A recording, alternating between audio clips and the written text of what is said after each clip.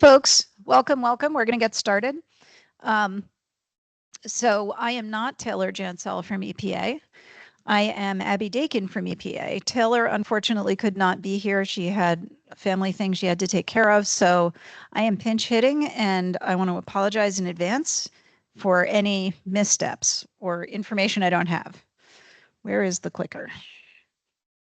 So there are several of us on the team here. There is Taylor, who's not here, but she is the lead for SHEMS at EPA. There's Juliet, who you'll hear from later. And then Amanda Warwood and Emily White at ICF support Taylor in this work. So I'm going to do a SHEMS program overview, and then Juliet and others are going to help with the rest of this agenda. And it's good that I'm doing just the program overview because Taylor and I worked together to set the program up initially. And I still have a sort of a finger in on the technical field data piece, but it's really Taylor's baby in terms of the marketing, enrolling people and things like that. So I'm just going to start with how we ended up where we are now. We've always looked at consumer products that consumers are adopting anyway, and looked for where there can be energy savings there. And we move the market in several ways. We are the most recognized eco-label in the world, and there's a lot of satisfaction with Energy Star products. People tell their friends to buy them because we make sure that the products deliver performance as well as energy savings. So our theory with the Energy Star Smart Home Energy Management System program is that the savings comes from a combination of a set of devices and a set of information that system has access to, and things it does with that information, things it does automatically. So the smart home systems were being adopted anyway. This is no different than any other product. People are going to be buying televisions. All right, what's the best television you can buy energy-wise? This is a very similar approach. And our theory is that a smart home system can help more devices turn off more often, basically, because if it has occupancy information, it can use that. Okay. So our intention here is to just bring energy savings along for the ride. It has actually changed a little, but in the beginning, people weren't really adopting smart home systems for energy savings. They were adopting them for other reasons. But there was an opportunity, like for instance, with the occupancy sensor, there was some convenience aspects, and there were also some security and safety aspects to that. And but that occupancy information also can lead to energy savings. And this is a case where consumers want energy savings, but this is a very complicated space, right? A simple label is extremely helpful in this kind of a market. So, so you'll see here, I'm trying to remember what year these are from. This is from 2018, Parks Associates. You'll see that smart home devices, some of them are there to save money. Some of them it's for other reasons. Smart thermostats have the farthest reaching adoption among smart home devices. We have an Energy Star smart thermostat specification, which replaced the previous Energy Star programmable thermostat specification. And the story with that is that the presence in the home of a control that could enable energy savings was not well correlated with actual energy savings. So we sunset the programmable thermostat spec, but smart thermostats provided a whole new way of dealing with this, because smart thermostats, the vendors, the service providers can monitor how they're being used and show that in the home they're used in such a way that they save energy. And that is a relevant strategy to any controls, including smart home energy management systems. Another thing that we learned about this market when we started looking at it, which we started, by the way, with the smart home market is growing. What can we do with this? And we were originally thinking of voice assistants, and then we realized that it's really the home energy management system is really where it is. One of the things we found out is that the market's growing quickly, and one of the things driving that is that once people have adopted one smart device, they're likely to adopt more smart devices. Okay.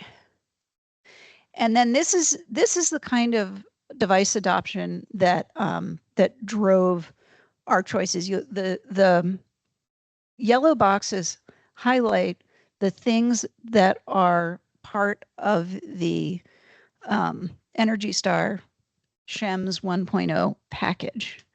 And you'll see that some of these are the most common, like the smart thermostats. We included it because it was the most common and because we know we have energy savings from Energy Star smart thermostats. And then some of these other products are also very common. Let's see.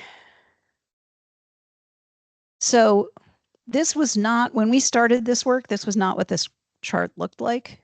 But now actually saving energy is the thing consumers most want to see from their smart home.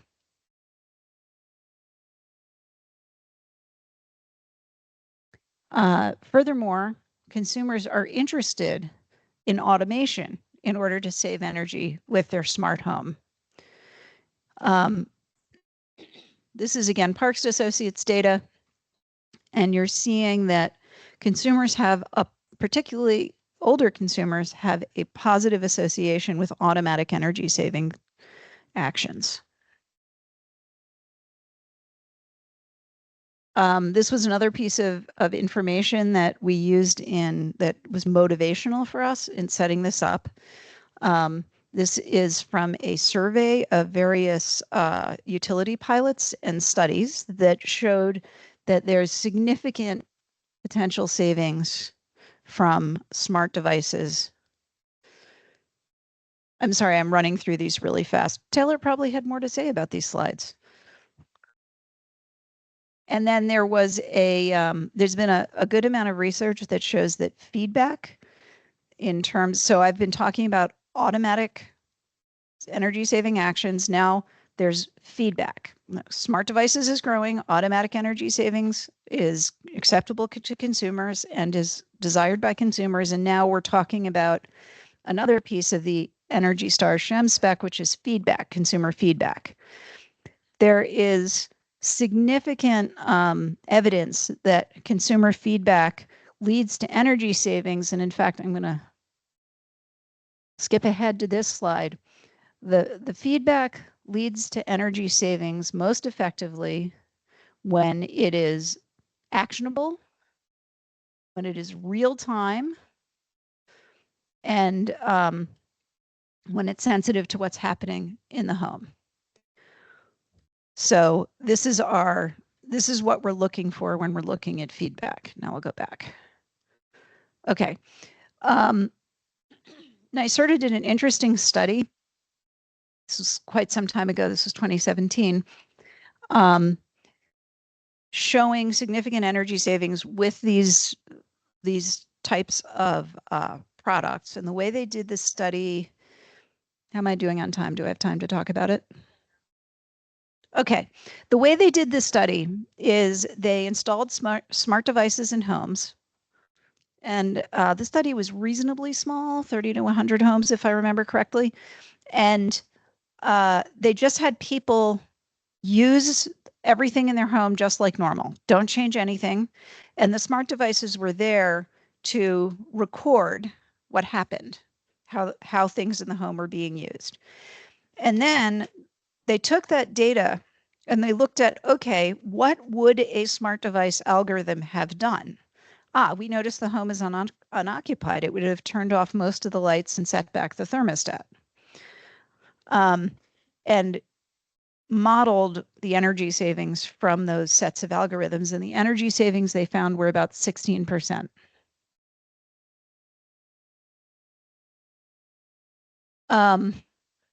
And again, this is fresh, hot off the presses, 2024, from Parks Associates Smart Energy Summit this spring. And what you're seeing is that um,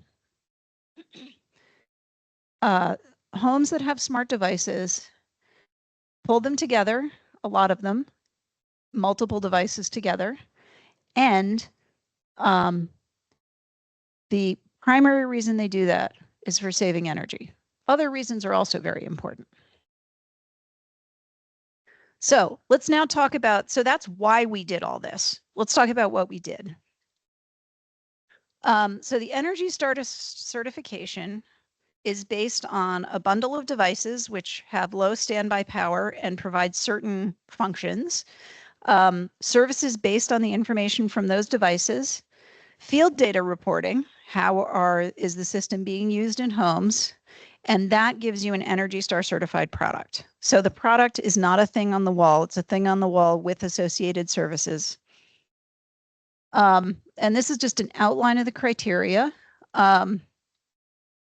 There's occupancy-based energy optimization across multiple devices, energy saving automations, energy information for users, that's the feedback piece.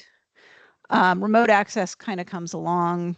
Remote access, user customization, those are consumer amenities that consumers are going to expect out of their smart home system, of course. That's why they purchase them. So those are in the spec too. The vacation or nighttime safety mode is a low energy lighting mode that provides the function of making the house look occupied. Basically limiting the energy used for that. It has to be easy to set up. That's what the device recognition is for.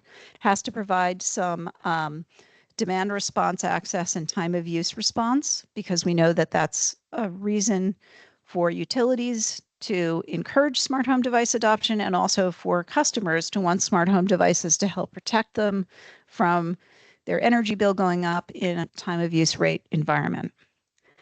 And then we have reporting of field data. And what I'll say for the reporting of field data is, for smart thermostats, we came up with a metric that analyzes and aggregates data across a population of smart thermostat products. We're not there with this. What we do here is we ask for data that will help us get there and that demonstrates that the systems are meeting the requirements of the specification. So the primary energy saving information we ask for is how many hours were optimized in each 6-month period. And that field data reporting, it's not a one-time thing. You do have to have it to certify, but actually that data is reported every 6 months. So I want to talk about the automated energy savings. So we actually specify, and this came out of a series of working groups that we had during the specification development, 3 kinds of automated energy saving actions. There are completely automatic actions that the system just does. These have to be available for the consumer to set up. So that might be, I set my alarm and I set my alarm because the house is going to be empty, and then you turn the thermostat down automatically. That's a completely automatic action that you've got set up. The system also has to be able to do suggested actions. It uses geofencing. It says, oh, it looks like you've left your house. Shall I turn off the lights and the stove, by the way, and also turn your thermostat down? And you say yes. And what is the third one? Implicit. I can't remember. You want to help me out, Juliet? Implicit, explicit, and suggested. What's the difference between implicit and explicit? Right. Explicit is the ability for a consumer, thank you, for a consumer to go, this is because I'm not Taylor, for a consumer to go in and say, I have left my house. Please turn down my thermostat. That would be the explicit. The implicit is fully automated. Okay. I see a question.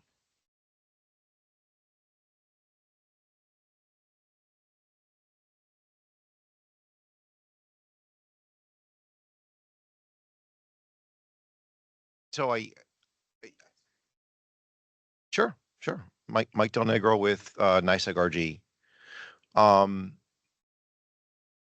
As you were presenting this, I was coming to this thinking that there was like an actual, almost like a Google Home, right? And it's got a screen and it tells me the weather and everything. I thought that there was, in coming to this presentation, that there would like an actual physical centralized device that ties all this together that would work with your phone. But as you're describing this, is sounding more and more like almost like an app that can communicate with each one of these individuals. Like I'm just getting a little lost, and maybe it went over my head. So That is a great question. Thank you for bringing it up. So you guys may remember like 10, 12 years ago, there was a lot of research about whether heads-up displays helped. And what happened was consumers played with them and they were helpful for a little while, but then it kind of faded away, right? And this is part of our feeling that we need to have automatic action. So it could have a heads-up display, like a physical hub in the home. It could have a physical hub that doesn't have much of a display, like an alarm panel. Or most of these smart home systems, the way devices connect to each other is a cloud-to-cloud integration. And for that, you don't actually need an in-home hub. Now, the new Matter standard, which is being developed, as well as standards being developed by the Home Connectivity Alliance, they don't have some cool name, but those two, these are meant to provide device-to-device integration inside the home without having to go through the cloud. So that is coming, but as of now, most smart home systems, the communication between devices happens out in the cloud somewhere.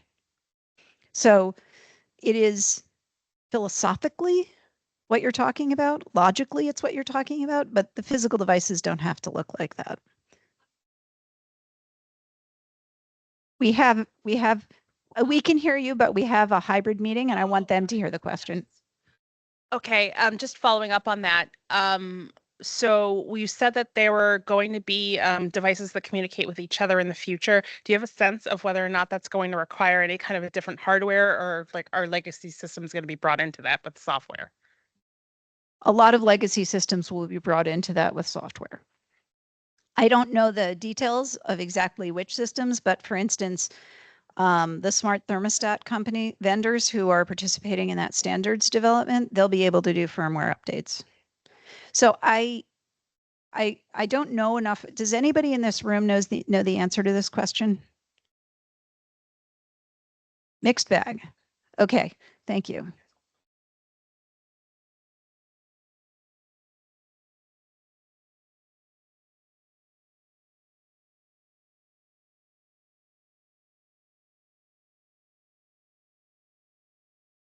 Okay, so I'm going to repeat the answer for folks online. Somebody knowledgeable at ICF contributes that it will depend on the company's strategy, that they may have the hardware capability, but how bought in will depend on how they bring that online. Okay, do I have any other questions at this point before I go on? These have really added to the conversation, so I am just happy to take questions as we go. Okay. All right, a little more detail on the program requirements. This is the basic device bundle. An Energy Star, at least one Energy Star certified smart thermostat, at least two controllable lighting devices. They can be bulbs, they can be switches, whatever, they could be fixtures. Those do not have to be Energy Star certified, but they do have to have some automation and they have to meet standby power requirements. And they have to report how much power they use because that's what makes the smart home system most useful. Then there is a plug load either monitoring or control system. So it can be one of these, a smart panel or one of the aftermarket devices that use a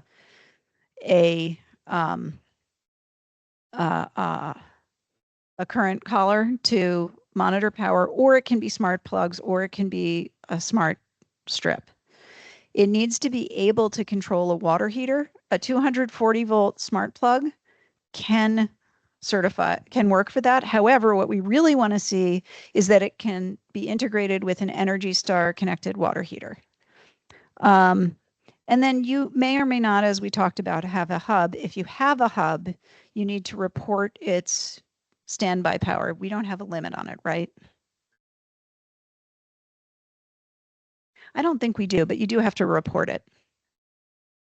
And the reason we don't have a limit on the hub is because for hubless designs, they're using more power in the cloud. So on the total energy savings, it's not clear that having a hub actually saves any energy, or we don't know what that cloud energy burden is. So we don't go there. Okay. But you might say, well, I'll get to this part later.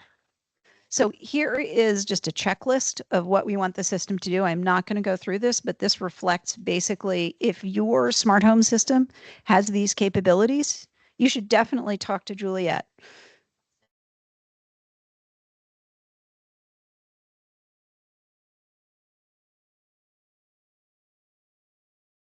Right. Okay, so before I go through this, I want to mention, so Samsung SmartThings is a certified Energy Star SHEMS. Obviously, it can do all of these things, but it's not going to do all of those things in every home it's in. So the homes that have all of this, they have an Energy Star certified SHEMS. Other homes have a Samsung SmartThings that is not an Energy Star certified SHEMS. And when we get field data from the ones that are an Energy Star certified SHEMS as identified by the service provider. Just a little, and they can have more than this. This is just, they have to have the minimum. This is the minimum.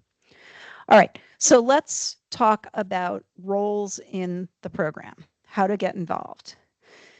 Oh, this is like way too complicated. There are a bunch of different companies that could be part of this program. I am not going to go through this. These slides will be available, so you'll be able to look at it in detail. But I think the deal is that there are a lot of roles. I'm going to highlight a couple of them.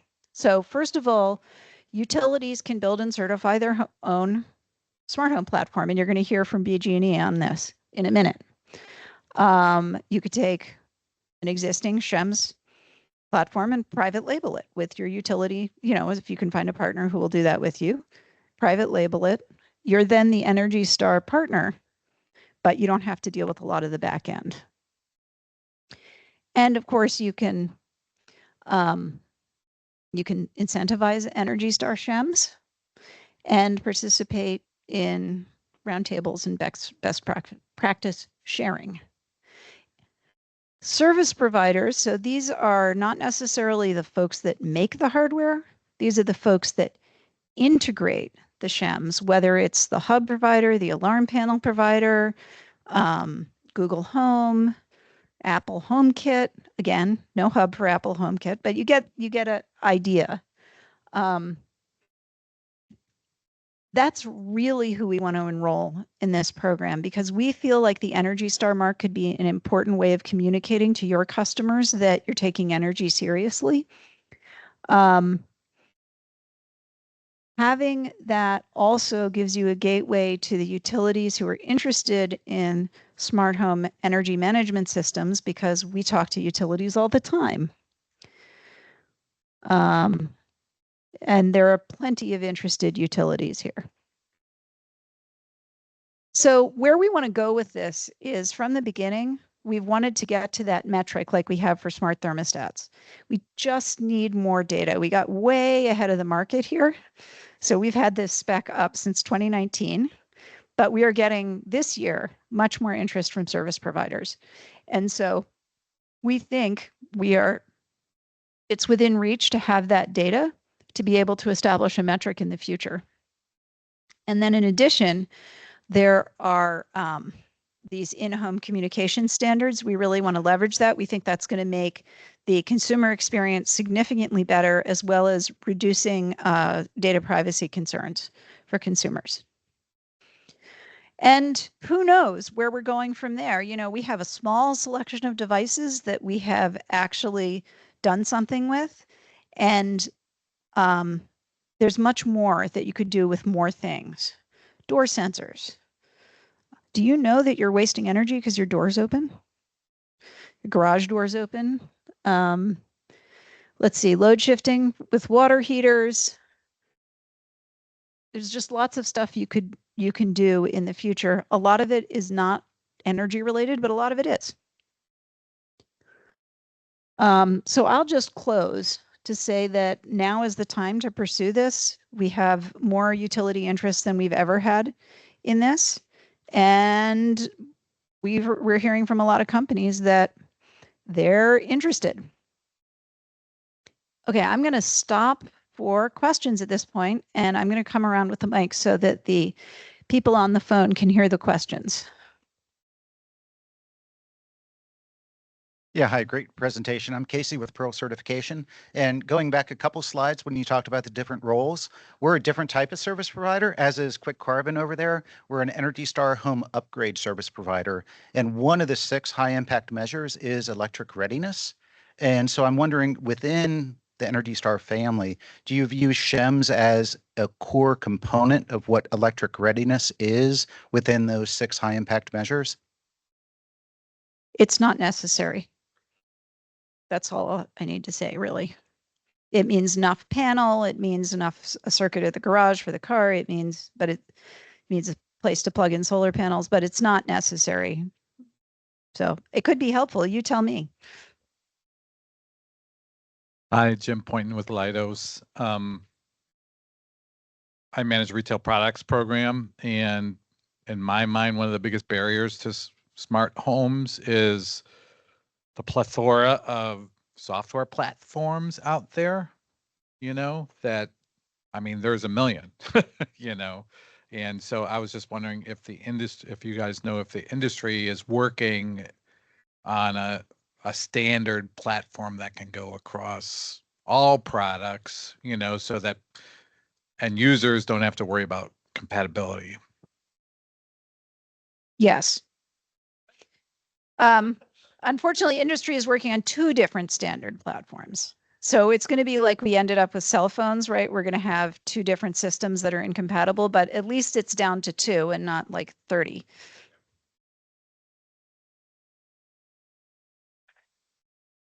Hi, I'm Lynn Huckabee. I'm from the Mass Department of Energy Resources, and now I feel like I'm going to forget my question. Okay. My first question was, okay. So if data reporting is required, to whom is this data reported? And I'm trying to get a sense of like what are the protections around that? And then also, do you have a sense of whether or not there are any standards that allow equipment to default in the event of a power outage or have manual control in the event of an outage, or not even an outage, like a Wi-Fi outage, really? Okay, I'm going to answer your second question first. Part of the requirement for Energy Star smart thermostats is that they have to be a dumb thermostat at least when the Wi-Fi is out. For these other products, not as much. And in particular, the communication inside the home, if it goes through the cloud, But I think the architecture that it's going to move to over time is going to be in-home connectivity, and if there's no power, you're kind of out of luck. These are all powered products, but if there's power, I think you will be able to do that. Data reporting. Okay. So there are several levels of data reporting. The data that vendors report to us has no personally identifiable information because it is averages across their entire portfolio. It's averaged across all the installations of their smart home energy management system that's Energy Star certified, and aggregated over a month or more. So that is reported not to us because of concerns about proprietary information, but actually, no, it is reported to us, so that we can analyze it and make some good guesses about where to go next. It does mean that the service provider has to either collect data from their customers in order to do this aggregation and analysis, or they need to have each individual customer installation kind of do a rolling average as they go. I don't know of anybody trying to do that because, of course, they want the data for their own purposes. So there's still some data privacy concerns depending on how much you trust Google with your data. Most people have given up on that fight because it's so useful, but you should talk. I talked to my 18-year-old. She's like, I don't care. Whatever. We did our best. Anybody else?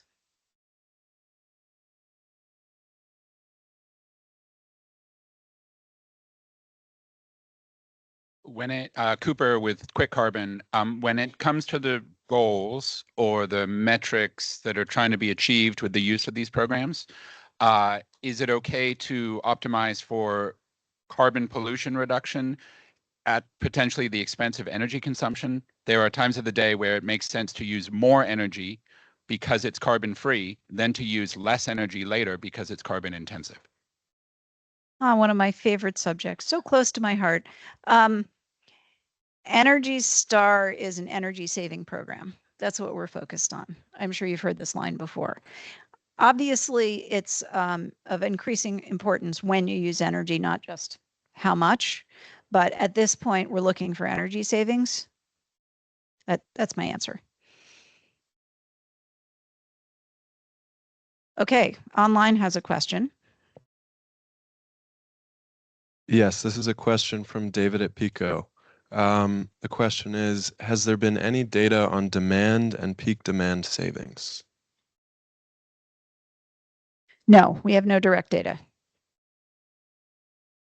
Do we have data on demand? Okay. Okay, coming up. Information on demand. Yeah, this is where I am less informed. Anybody else online? All right, we're going to move on to the next part of our fabulous packed agenda, and I'm going to hand it over to Juliet.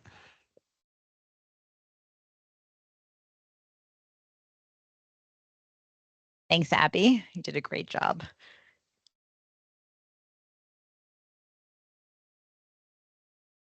All right. Hi, everyone. My name is Juliet Shavit. I'm from a company called SmartMark Communications. And I guess the reason I'm here is because I work with a lot of utilities and energy companies looking to obviously shed shed load, create increased load flexibility, help evolve the grid to increase more renewables. And I work with smart home all the time. And so while I work on the grid side and the grid side, if any of you are familiar, are there any utilities in the room, by the way? Oh, awesome. Okay. So I do not have to give you a lesson on how the grid is working right now and evolving in terms of optimization and the utilization of IoT. We all understand that. But what's happening behind the meter is that there is a missing component on the grid side.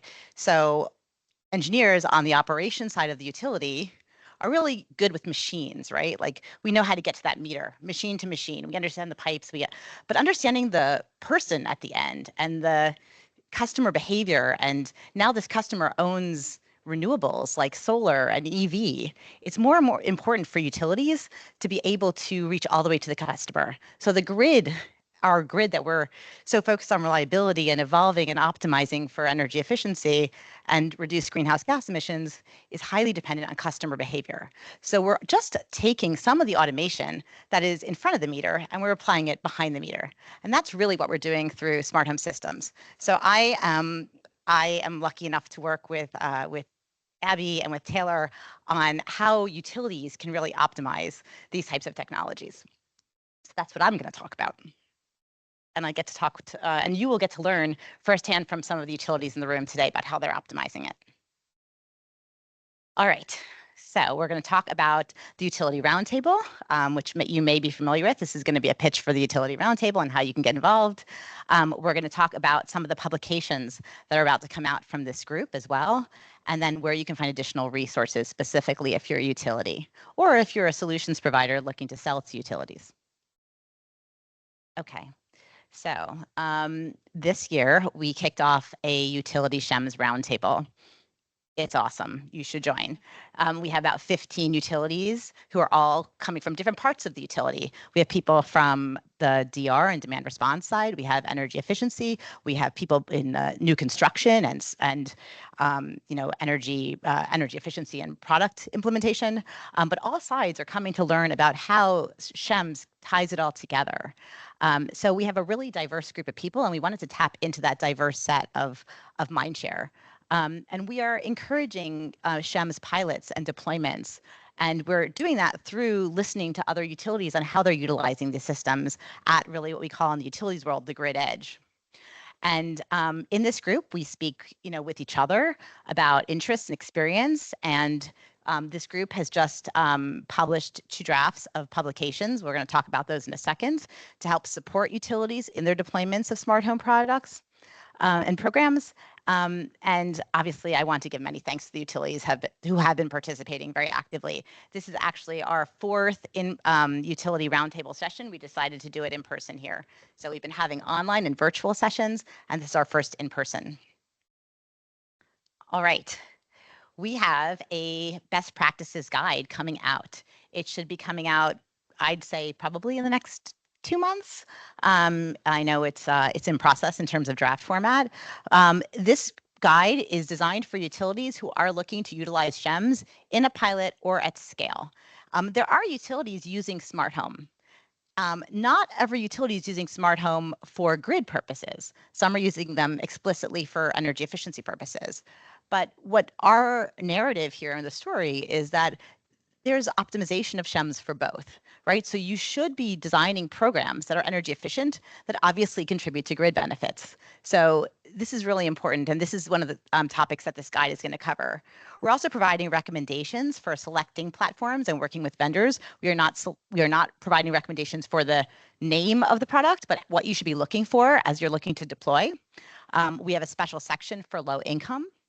And we have really cool applications utilizing SHEMS. So behavioral energy efficiency, whole home load reduction via push button automation, demand response, time of use, and expanded home to include EV and DERs. So while the current spec right now for SHEMS is really focused on those core light bulb, thermostat, smart plugs type of thing, the concept of SHEMS is whole home energy reduction. And that's really important to remember. And a lot of the platforms today are integrating with more advanced things in the home, like EV chargers and solar and battery. So the future of smart home is really complete whole home automation optimization. All right. We have already published this, so this is really exciting. If you look at the bottom of the screen, I know it's hard to see, there's a URL here. It's energystar.gov/shems-utility-roundtable. On this website, you're going to find all of these resources. So you should go to that website, find out more about the roundtable, but this will be up there. This is a case study that was just published by this team. It is on the Baltimore Gas and Electric Connected Annapolis program, which we're going to hear about shortly. And it talks about how a utility utilized SHEMS and was the first to certify. And I think it's really important to point out that the first certification for SHEMS was from a utility. And so this, BG&E, which is part of the Exelon family, utilized SHEMS in the Annapolis, Maryland area to achieve significant kWh savings. They worked cross-segment, which we're going to hear about, and some pretty cool stuff came out of that. So I do encourage you to go to look at that case study. The other thing I just want to point out is the last bullet here. Other benefits aside from energy reduction. We talk about like utilities using smart home. I talked a lot about big words like grid flexibility and load reduction and demand response and peak demand. That's all great, but there's other benefits to smart home. Abby was talking about how this smart home technology started off in some cases as security, has started off for other applications. They didn't go away. They still exist. So guess what? You can dually optimize and triple optimize these technologies for all kinds of quality of life benefits for your customers.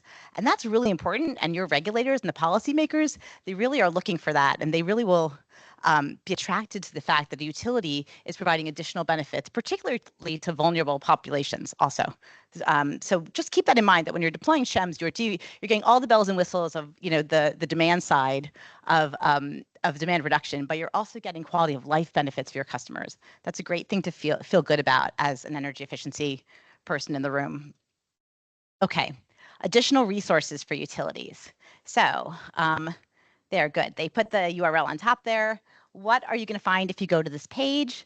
This is our page for the SHEMS Utility Leadership Roundtable. We have our own little page here. We have our publications here. We have presentations from our meetings, our participant logos, so you can see what utilities, if you're an implementer or a solutions provider and you're looking to know what utilities are involved in smart home or looking to roll out smart home, they're there. Their logos are there.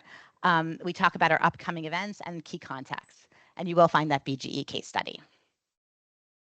Okay, awesome. So that's the little blurb about what we're doing with the Utility Roundtable. I do want to just point out again that before you leave, if you are a solutions provider or a product manufacturer looking to see if you qualify for SHEMS, there is a cheat sheet here that talks about, what specifically is here. And I'm going to stay around after today's session if anybody wants to talk about how are we really using these systems? How hard is it to get certified? One of the other benefits to me being here is I have worked with 2 companies that have successfully achieved certification. So it is possible to achieve. It's not as hard as you think. Sometimes that spec can be a little intimidating. Have a conversation about it. I promise you it's not as hard as you think.